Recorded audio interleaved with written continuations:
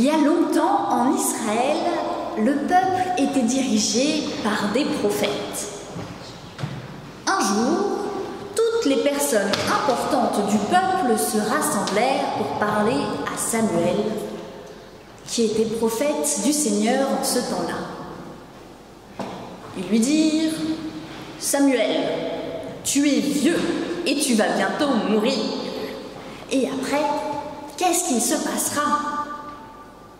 Tes enfants, tu le sais, ne seront pas de bons prophètes.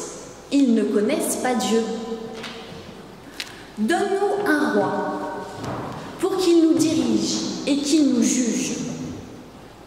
Donne-nous un roi, tous les autres peuples en ont un sauf nous. Et on se sent un peu ridicule. » Alors, Samuel se retira pour en parler avec Dieu. Samuel était triste. Il avait l'impression que plus personne ne voulait de son aide. Mais le Seigneur le rassura. Il lui dit: « Ce n'est pas contre toi qu'ils en ont, mais contre moi. Ils ont oublié que c'est moi, leur roi. Ils pensent peut-être que je n'agis pas assez, que je ne suis pas assez fort, que je leur laisse trop de liberté. Ils ont oublié que je suis un Dieu d'amour et de liberté. Savez-vous qu'un roi fait la guerre et qu'il emmènera avec lui vos enfants? Ce sera pour notre gloire. Qu'un roi, même s'il est bon au début, sera changé, transformé par le pouvoir, et qu'il risque à la longue de vous asservir comme un pharaon. Nous n'y croyons pas. Donne-nous un roi pour qu'on fasse enfin comme tout le monde. » Alors Samuel soupira et dit encore: « Très bien. Le Seigneur vous donnera un roi, mais méfiez-vous de vos désirs. Ils ne sont pas forcément bons pour vous. » Et personne ne l'écouta. Soyez tous et toutes les bienvenus pour ce culte autrement. C'est le Seigneur qui vous a appelé ce matin. Il vous offre son amour, même si vous n'avez pas toujours fait les bons choix. Il vous offre sa paix, afin que vous continuiez à œuvrer pour le bien de tous. Recevez-les avec reconnaissance.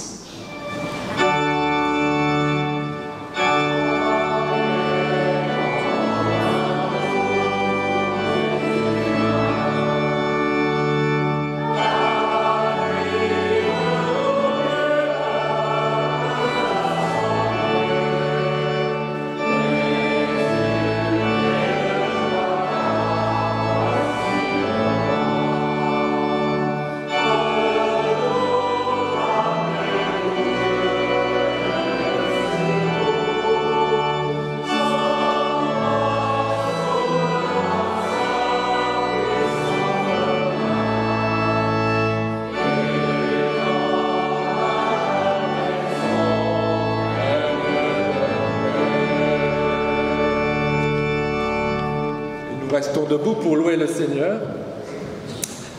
Le Seigneur est mon roc, ma forteresse, mon libérateur, mon Dieu rocher, en qui je trouve un abri, mon bouclier, la corne qui me sauve, ma citadelle, mon refuge. Toi, mon sauveur, tu me sauves de la violence.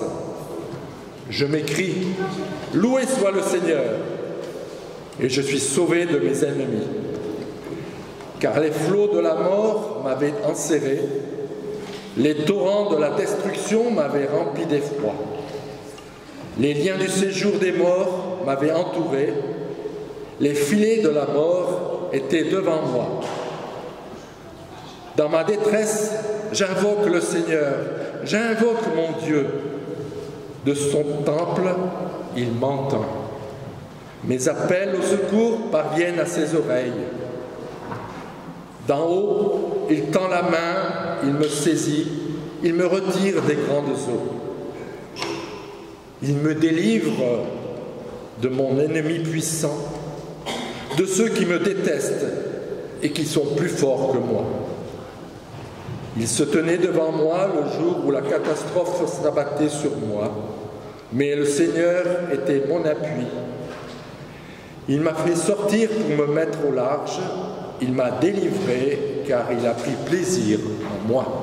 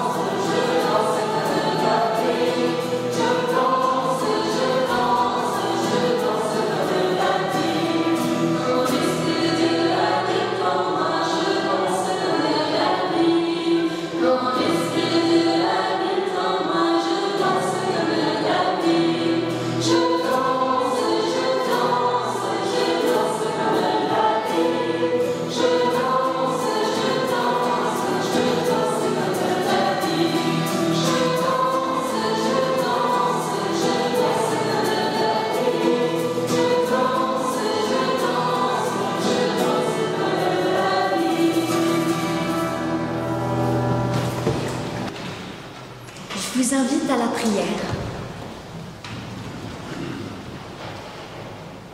Seigneur notre Dieu, notre Roi, aujourd'hui nous prenons le temps de regarder en nous-mêmes. Nous prenons le temps de la prière. Nous prenons le temps de te demander pardon. Pardon, car bien souvent nous oublions que nous sommes à part. Pas grâce à notre intelligence ou par un mérite quelconque, mais bien parce que nous avons foi en toi et que tu as foi en chacun de nous. Tu désires que nous soyons différents, nous référant à ta logique plutôt qu'à celle des êtres humains.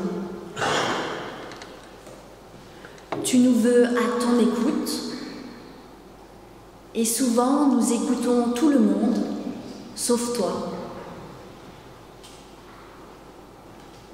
Tu nous veux porteurs d'une espérance qui vient de toi, et nous plaçons notre espérance dans des institutions humaines. Tu nous veux différents, regardant le monde avec ton regard, parlant avec tes mots, agissant avec ta compassion infinie. Et nous faisons tout pour nous noyer dans la masse, pour faire comme tout le monde, afin de ne pas être pointés du doigt. À l'image du peuple hébreu qui demande un roi, alors que toi, tu étais là pour eux. Nous aussi, nous aspirons à des chefs, des guides, des décideurs qui choisiront à notre place ce qui est bon ou non. Tu nous veux libérer en toi et nous nous asservissons tout seuls.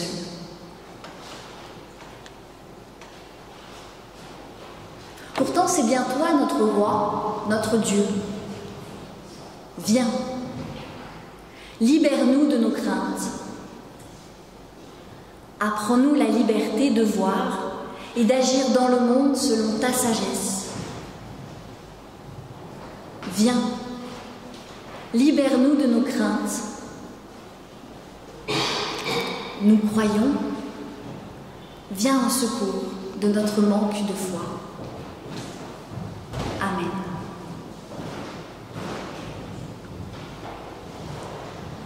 Soyez dans la paix, car voici ce que nous dit le Seigneur dans le premier livre des rois. S'ils reviennent à moi de tout leur cœur et de toute leur âme, et s'ils me prient, j'entendrai leurs prières, leurs supplications, et je défendrai leurs droits. Je pardonnerai à mon peuple qui a péché contre moi. Je pardonnerai toutes les transgressions qu'ils ont commises contre moi. Bonne nouvelle, nous avons encore le droit d'échouer et de nous tromper. Ce que le Seigneur attend de nous, c'est que nous reconnaissions nos fautes, c'est que nous apprenions de nos erreurs et que nous placions plus fermement encore notre foi en lui. Soyons donc dans la paix. Le Seigneur nous offre son pardon. Il nous montre la voie juste à emprunter. Amen.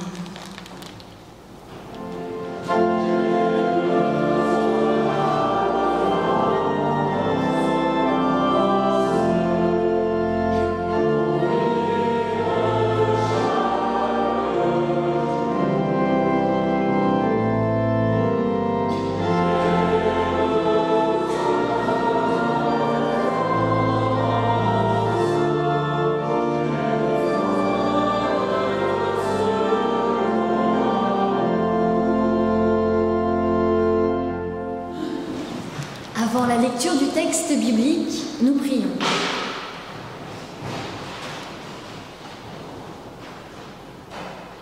Seigneur notre Dieu,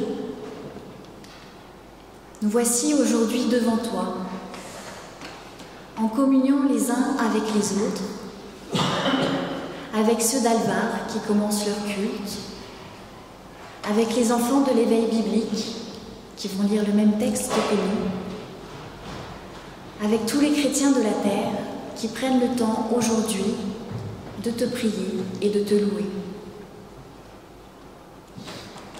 Viens Seigneur parmi nous. Nous avons ouvert la porte de notre cœur pour te faire de la place. Viens, transforme-nous de l'intérieur. Ouvre nos oreilles pour que nous puissions aujourd'hui entendre une parole qui nous vient de toi. Amen.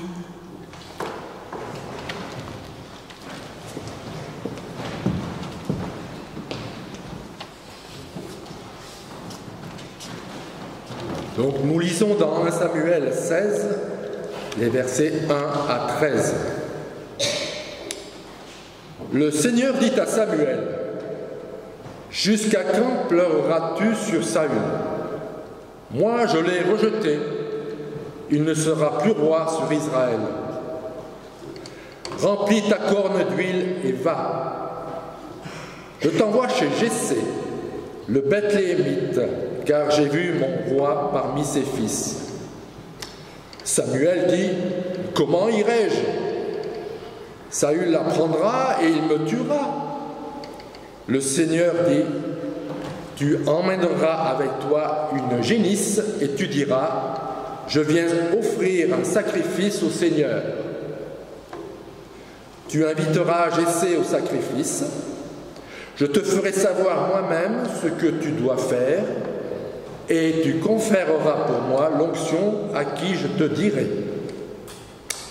Samuel fit ce que le Seigneur avait dit. Il se rendit à Bethléem. Les anciens de la ville vinrent en tremblant à sa rencontre et lui dirent « Bienvenue !» Il répondit « Bonjour, je viens pour offrir un sacrifice au Seigneur.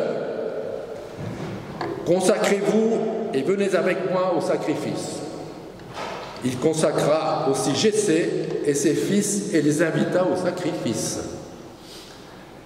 Lorsqu'ils arrivèrent, il se dit, en voyant Eliab, « À coup sûr, le Seigneur a devant lui l'homme de son onction. »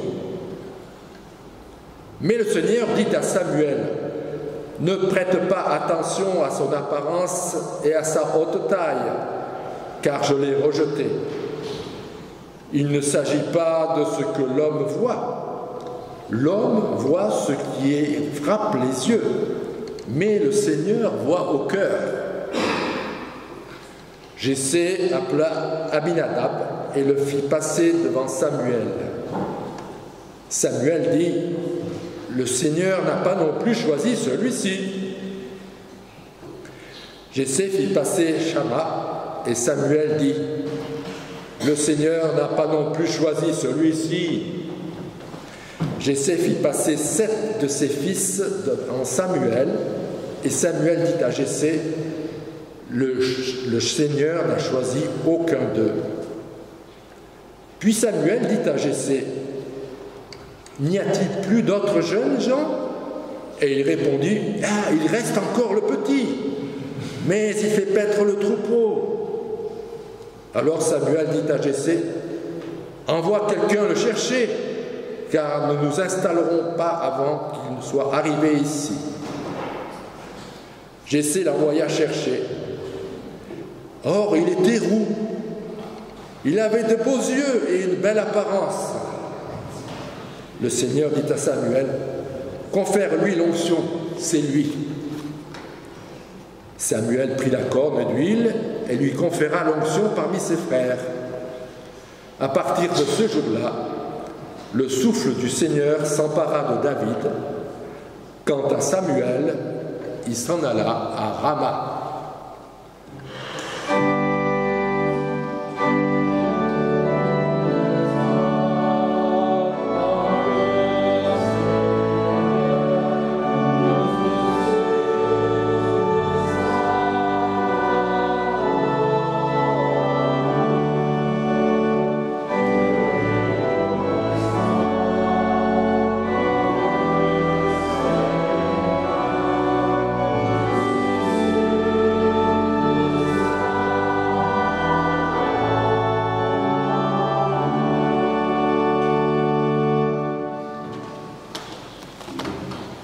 Bonjour.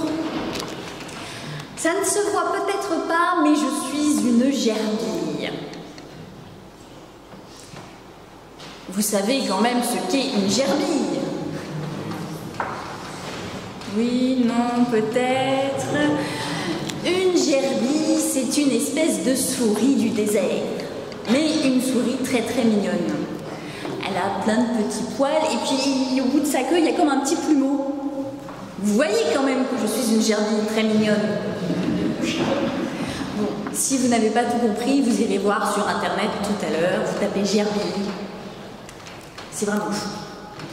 Je suis une gerbille très mignonne, mais je n'ai pas de nom, parce que personne ne m'en a donné. Ça doit être parce que personne ne m'a remarqué. Je suis si petite. Mais je crois qu'on pourrait m'appeler la gerbille du prophète. Quand j'étais petite, j'ai rencontré Samuel. Et depuis, je le suis. Pourquoi suivre un être humain, me diriez-vous? Au début, c'était simplement parce que Samuel est un vieillard gentil qui ne m'a jamais chassée. Ensuite, ça a été parce que c'est un homme de Dieu et que grâce à ça, à chaque fois qu'il allait quelque part, il se faisait inviter à déjeuner. Et alors évidemment, il y avait quelques miettes, quelques graines qui tombaient de la table. et je m'en régalais. Mais avec le temps, je me suis vraiment attachée à Samuel et à son Dieu. Le Dieu de Samuel, il est différent. Il aime chaque créature qui foule cette terre, moi y compris. Il cherche à rendre l'humanité meilleure. Et ça me parle, parce que si les hommes étaient plus respectueux de toutes choses, alors ma vie de gerbille serait beaucoup plus simple. Je me suis donc attachée à Samuel et j'ai suivi certaines de ses aventures. J'étais là quand il a rencontré David pour la première fois. Et cette histoire m'a fait comprendre un tas de trucs sur Dieu. Tout a commencé quand Saül a désobéi à Dieu. Saül, c'est un homme très grand et très costaud. C'est le premier roi qu'il y a eu en Israël. Avant, il n'y en avait pas. Juste des juges et des prophètes. Et puis un jour, le peuple a voulu un roi pour faire comme tout le monde.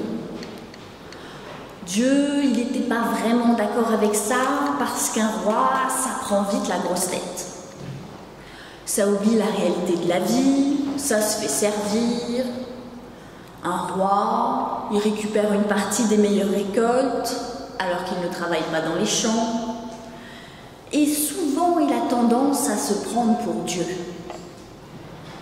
Donc Dieu, logique, il n'était pas vraiment partant. Mais il a dit oui quand même. Et ça, c'est la première chose qui m'a fait réfléchir sur le Dieu de Samuel. Ce n'est pas un Dieu qui abuse de son pouvoir. Il ne force personne. Il nous laisse faire nos propres expériences et espère qu'on apprendra de nos erreurs.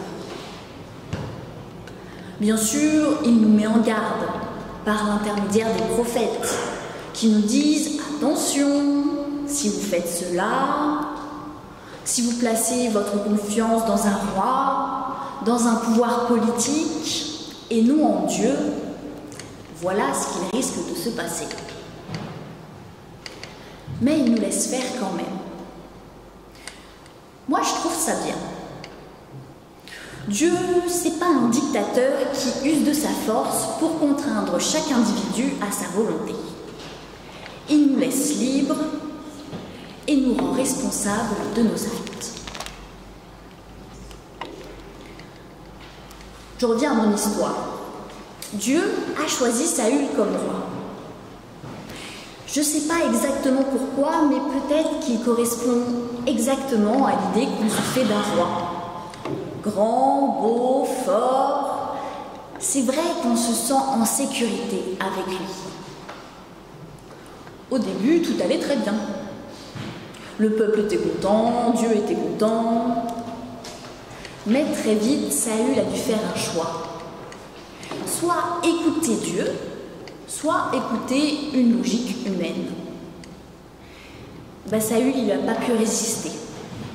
Il s'est détourné de Dieu pour suivre des intérêts économiques.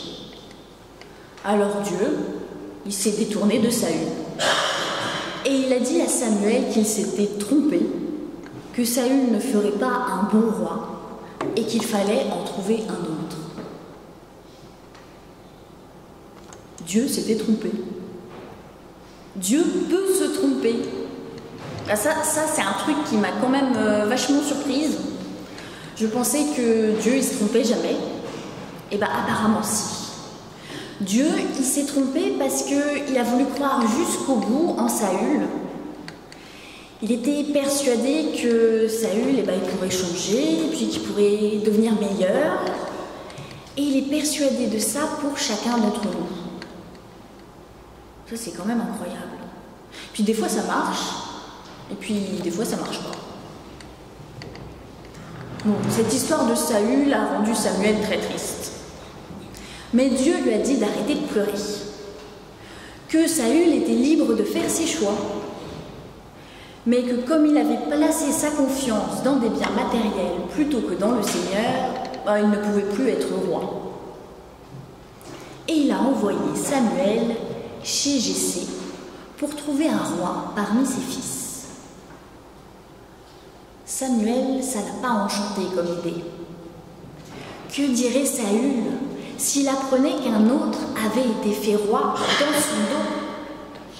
Il serait fou de tristesse, fou de colère, et à coup sûr, il tuerait le prophète. Oui, un roi peut faire ce genre de choses.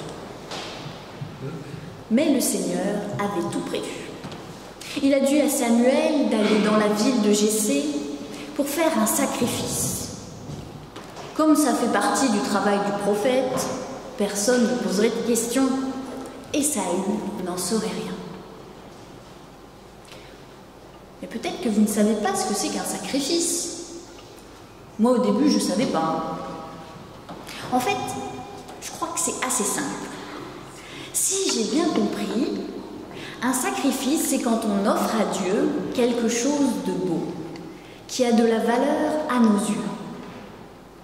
En général, pour les êtres humains, c'est un animal ou une partie de la récolte de l'année.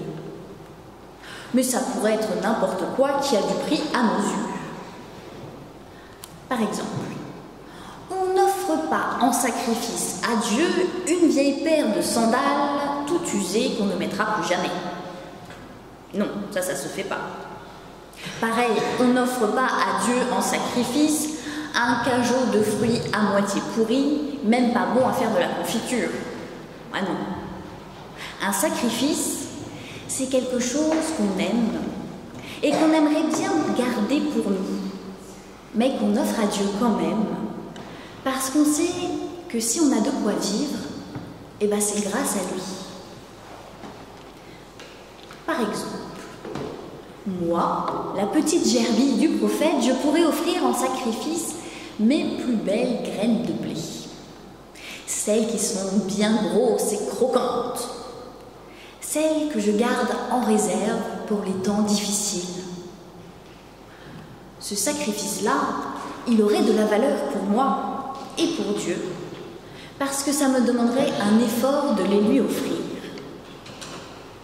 Et en même temps, ce serait juste d'offrir une partie de ma réserve au Seigneur, parce que c'est grâce à lui que je peux manger tous les jours.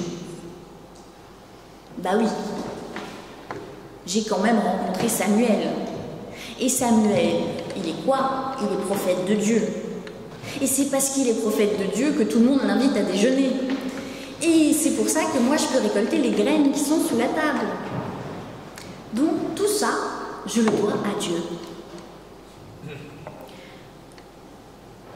Vous faites des sacrifices, vous, encore? Non? Pas trop? Mais essayez une fois de temps en temps. Vous verrez, c'est chouette. Ça fait du bien. Ça nous rappelle qu'on ne maîtrise pas tout.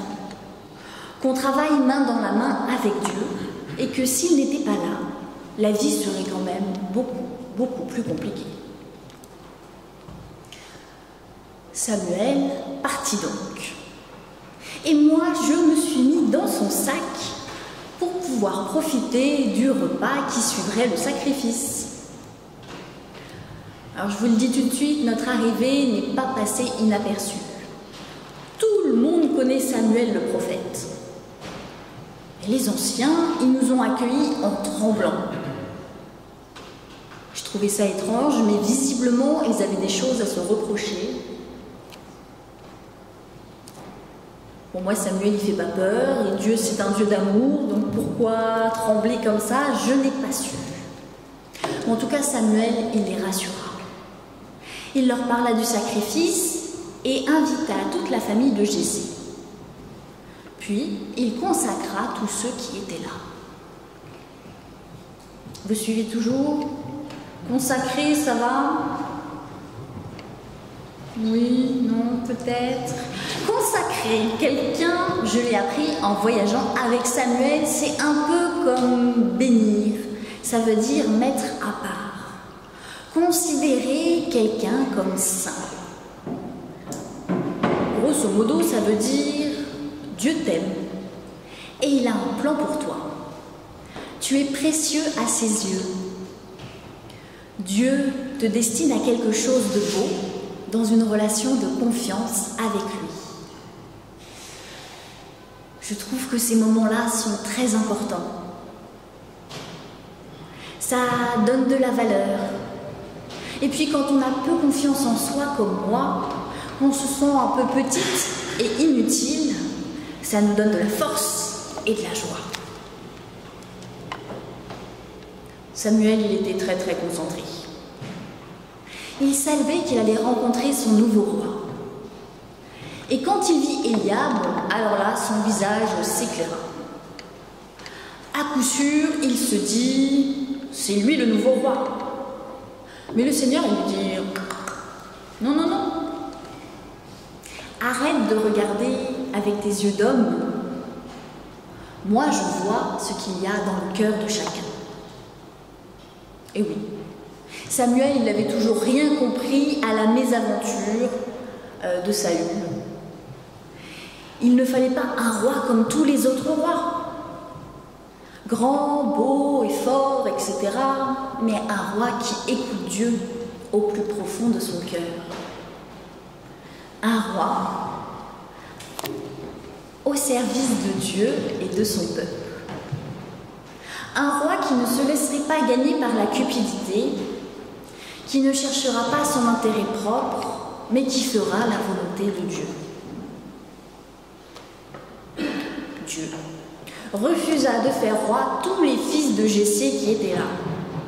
Je ne vous dis pas la tête de Jessé, il était un peu estomaqué. Mais ça m'a fait réfléchir à une autre chose sur Dieu. Dieu, il a d'abord consacré tous les fils de Jessé et ensuite il leur a dit non, non, je te rejette. Sympa. Mais en fait, si on réfléchit, peut-être que ça veut dire que ce n'est pas parce qu'on n'est pas appelé à faire de grandes choses ou à devenir quelqu'un d'important aux yeux des humains que l'on n'a pas de la valeur aux yeux de Dieu. Les fils de Jessé ont tous été consacrés. Ils ont tous reçu de la part de Dieu une parole d'amour, même s'ils n'étaient pas destinés à devenir rois. Ça veut dire que nous n'avons pas besoin de rechercher le pouvoir ou la célébrité pour être aimés de Dieu, pour avoir son attention.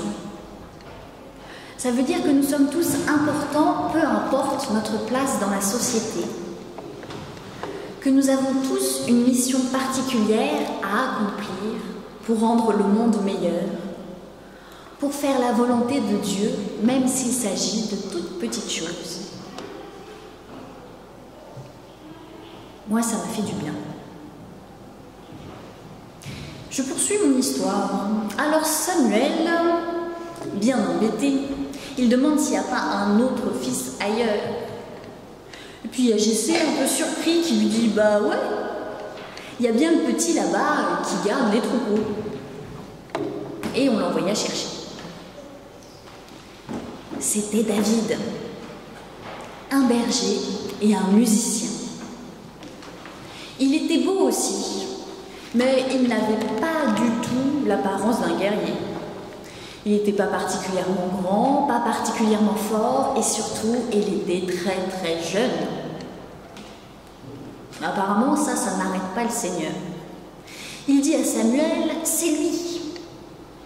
Alors Samuel, vite, prit l'huile qui était dans sa poche et la versa sur la tête de David pour le consacrer. Et alors là, il se passa quelque chose de presque imperceptible. Peut-être que les êtres humains n'ont pas senti, mais moi j'ai des grandes moustaches.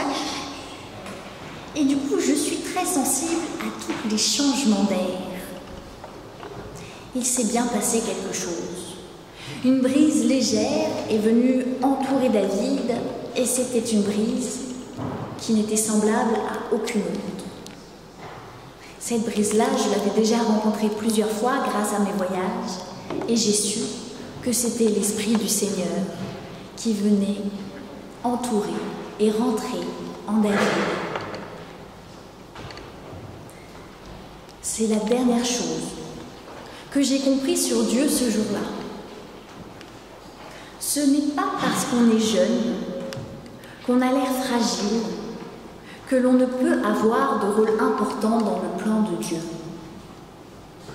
Notre apparence ne compte pas vraiment, pourvu qu'on mette sa confiance dans le Seigneur et qu'on soit à son écoute. L'essentiel est là.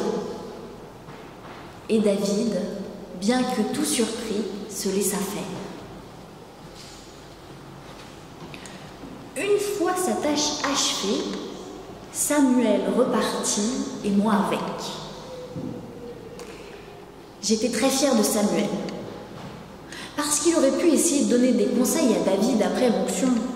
Lui dire, bon, alors voilà, avec Saül, ça s'est pas trop bien passé, donc je te conseille de faire plutôt ci ou plutôt ça. Non, non, non, non, non, non. Mais non. Samuel ne donne aucun conseil. Il n'a rien dit. Il a souri et il est parti, confiant. Il n'a pas cherché à faire plus que ce qui lui était demandé. N'a pas remis en doute le choix étonnant de Dieu. Il a fait sa part et il est rentré chez lui se reposer, car il en avait bien besoin. Et moi, la petite gerbille du prophète, je me suis laissée porter, gardant toutes ces choses dans mon cœur. Et ça, c'est la vérité. Amen.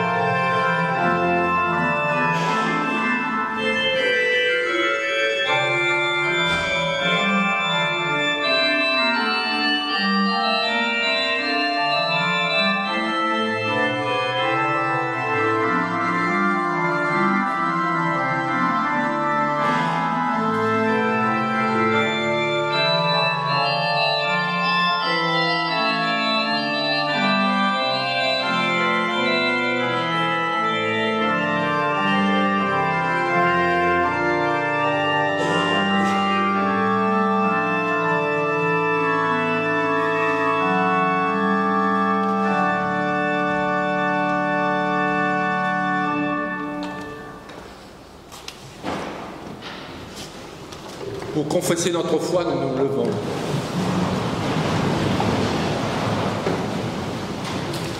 Dieu seul peut donner la foi, mais tu peux donner ton témoignage. Dieu seul peut donner l'espérance, mais tu peux rendre confiance à tes frères. Dieu seul peut donner l'amour, mais tu peux apprendre à l'autre à aimer.